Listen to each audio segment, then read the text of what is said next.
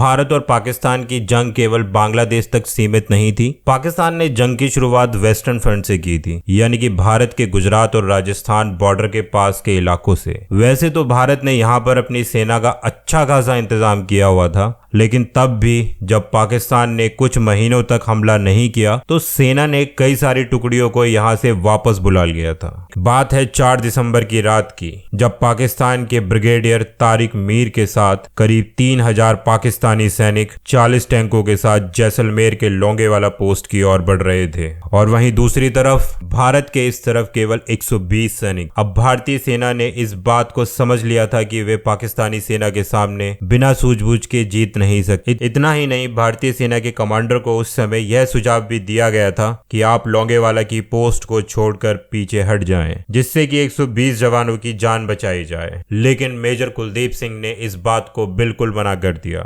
दूसरी तरफ Indian air force भी रात के वक्त भारतीय सेना की कोई भी मदद नहीं कर सकती थी, क्योंकि एयरफोर्स के पास उस वक्त जिस तरह के प्लेन्स थे वो केवल दिन के वक्त ही उड़ाए जा सकते थे।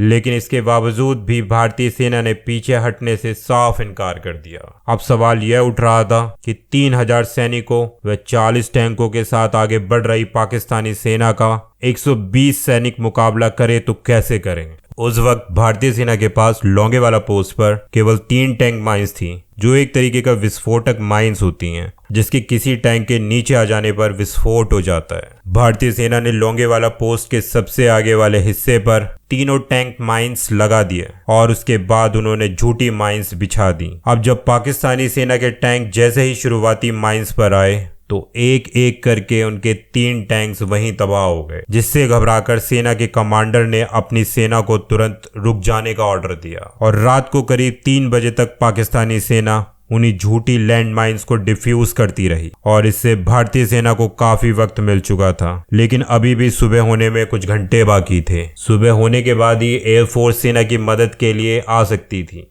झूठी माइंस के अलावा भारतीय सेना ने यहाँ पर एक और तकनीक अपनाई थी, और वो ये कि इंडियन आर्मी के सैनिक एक लंबी लाइंस में एक दूसरे से काफी दूरी बनाकर अलग अलग दिशाओं में फायरिंग करने लगे। पाकिस्तानी कमांडर को लगा कि शायद उनको जो खुफिया जानकारी मिली है कि भारत के सिर्फ 120 सैनिक लोंगेवाला में मौजूद हैं, वो गलत है, क्योंकि 120 सैनिक इतनी अलग अलग जगह से एक साथ फायरिंग कैसे कर रहे हैं। ये बात पाकिस्तानी सेना को बिल्कुल भी समझ नहीं आ रही थी।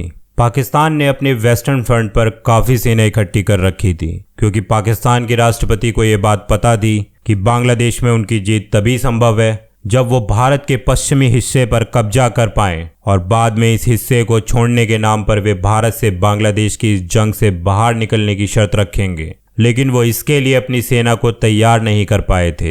वेस्टर्न फ्रंट पर भारत के 120 जवानों ने पाकिस्तान के 3000 सैनिकों को खदेड़ दिया था।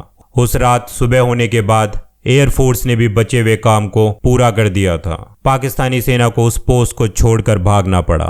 भारत ने साल 1971 की जंग में पाकिस्तान को पहला झटका दे दिया था, लेकिन कई सारे विशेषज्ञों का यह भी मानना था कि भारत को यहाँ पर थोड़ी और जल्दी करनी चाहिए थी, और भारत की इंटेलिजेंस को भी इस बात की जानकारी होनी चाहिए थी कि भारी संख्या में पाकिस्तानी सैनिक लोंगेवाला पोस्ट की ओर आगे बढ़ रहे हैं। और एक सच यह भी है, अगर वो 120 सैनिक उस दिन पीछे हट जाते तो शायद पाकिस्तानी सेना सुबह तक जैसलमेर जिले तक पहुंच जाती, और एक बार वो जैसलमेर तक पहुंच जाते तो उसके बाद भारतीय सेना के लिए उन्हें वापस खदेड़ना बहुत मुश्किल होता।